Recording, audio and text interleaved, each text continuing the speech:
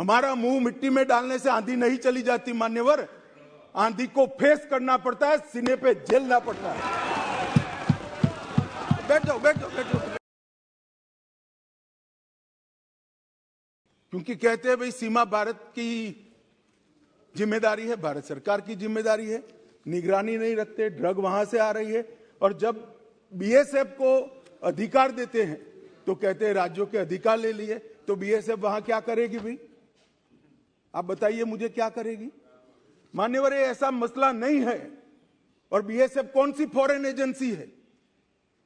हमारे देश के दुश्मन ड्रग भेज रहे हैं, बीएसएफ वाले पकड़ेंगे, केस करने का अधिकार नहीं है। एसएसबी वाले पकड़ेंगे, केस करने का अधिकार नहीं है। क्या करेंगे निहत्था बैठकर? जो लोग इसको पॉलिटिकल इश्यू बना रहे हैं वो ड्रग के कारोबार का समर्थन कर रहे हैं। एजेंसियां निहत्थी होकर काम नहीं कर सकती मान्यवर, एजेंसियों को अधिकार देना पड़ेगा। और मेरा स्पष्ट मानना है कि एजेंसियों को अधिकार देना चाहिए। हमारी एजेंसियों पर, देश की एजेंसियों पर, देश का संसद को अगर भरोसा नहीं है तो किस हिम्मत से वो काम करेंगे? मान्यवर, इन्वेस्टिगेशन के लिए भी हमने ढेर सारे एक्सपर्ट्स हायर किए हैं।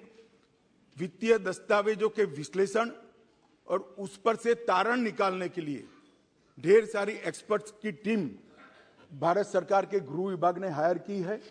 रेवेन्यू डिपार्टमेंट ने कई ऐसे सारे सॉफ्टवेयर बनाए हैं जिससे सॉफ्टवेयर के आधार पर ही इसको पकड़ा जा सके।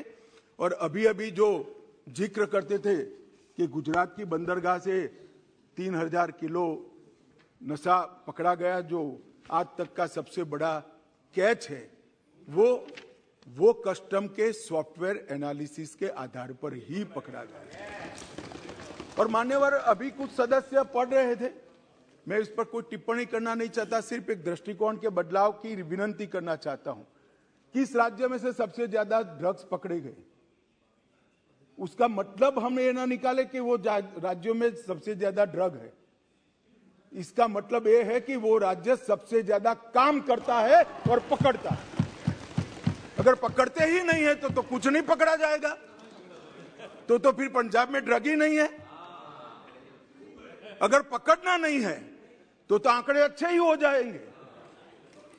मगर क्या इस शुतुरमुर्ग नीति से हम देश को बचा सकते हैं? नहीं बचा सकते। हमारा मुंह मिट्टी में डालने से आंधी नहीं चली जाती मान्यवर, आंधी को फेस करना पड़ता है, सीने पे झेलना पड़ता है। बैठ जाओ बैठ जाओ बैठ जाओ बैठ जाओ।